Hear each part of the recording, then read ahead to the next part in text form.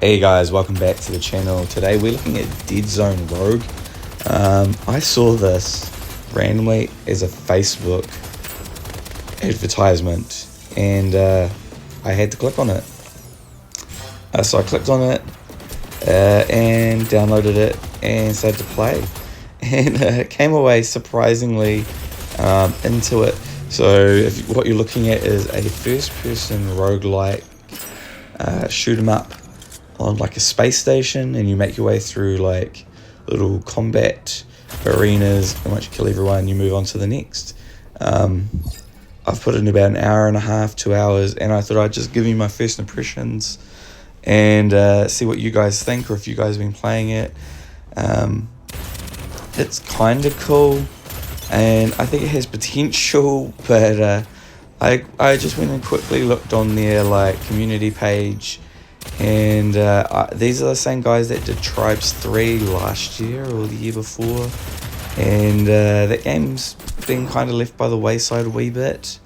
So the community sentiment isn't that high. They're like, oh, you're just going to make it and leave. But I feel like with a game like this, once it's done, it's done. It's a single player. There is co-op, but you play this as a single player game, right? So I feel like that doesn't mean quite so much as something like Tribes 3, which is a multiplayer PvP game. Yeah, so as you can see here, you pick up weapons and loot, and they have rarities and different kinds of effects. But before we get into that, we need to make the most of this game, which means we need the frame gen. So if you have Decky installed, go ahead and use the frame gen add-on and push it into this game of Dead Zone Rogue. It really makes a difference. If you play the game base downloaded, it is missing any of these features, and it unlocks basically the entire display options menu.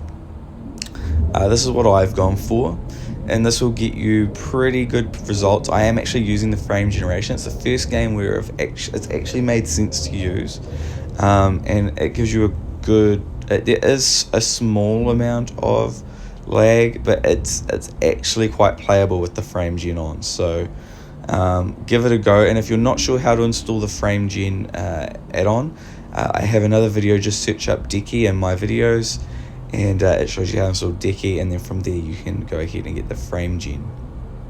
But yeah, copy in some of these settings and you'll be in for a great time. And with that, let's crack into some more gameplay. As you can see here, this is one of the shops in between the levels where you upgrade gear and continue on your way.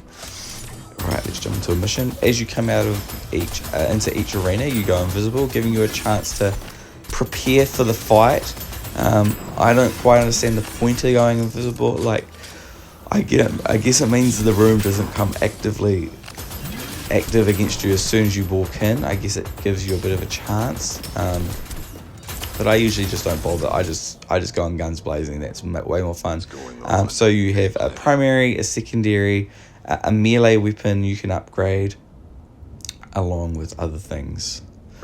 This is the very start of the game here. I just wanted to show this because it's cool. You can see Earth. There's something going on about the ship above Earth, but Earth isn't, there's no one around. It's all very strange and bizarre, but I think this game, I'm assuming this is a UE5 game just by the looks of it. I did see a few comments saying this was generic slop, but yes and no. I mean, if I made a game, mine would probably look like this too, to be honest. I think they do use a little bit of AI generation for some of their stuff. I don't have a problem with that. I know some people do. I don't think I'd want a whole game made with AI generation of assets, but I mean, a few here and there for text and signs, whatever, I don't care.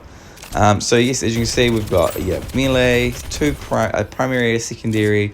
You have a grenade and a dodge button. You have a double jump, and you make your way through these levels. Again, I've only done the opening first few levels, so I can't say how much more intense if there's platforming or anything like that later on in the game.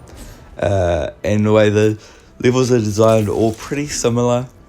you're on a spaceship. They do have some variety, like they usually get a mission where there's like you always seem to get the same kind of levels.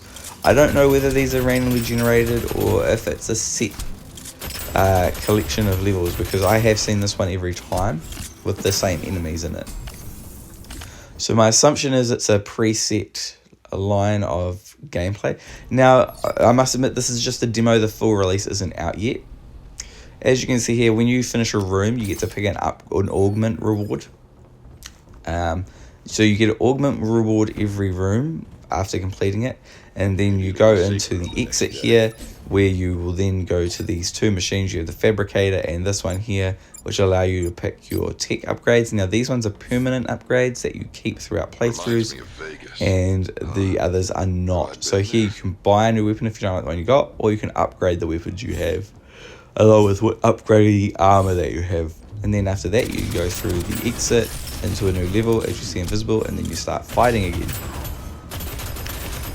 And you begin to get more and more enemy types. That one, they throw grenades, or there's the basic drones, then there's the melee guys. And yeah, you just make your way through it. I think why I wouldn't have made a video on this if I didn't like it, right? And because I'm more of a positive channel than a hater channel, so I'm not going to sit there and make a video just to hate on a game that's not very good. Like, that just doesn't make sense to me. I think this game has potential.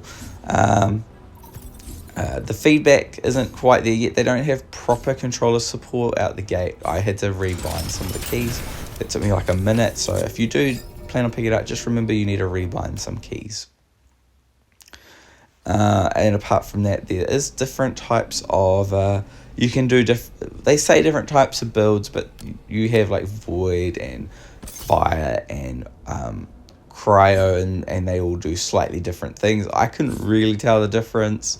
Like fire, you notice because it burns enemies after effect. Cryo slows, and then void do like AoE, I think.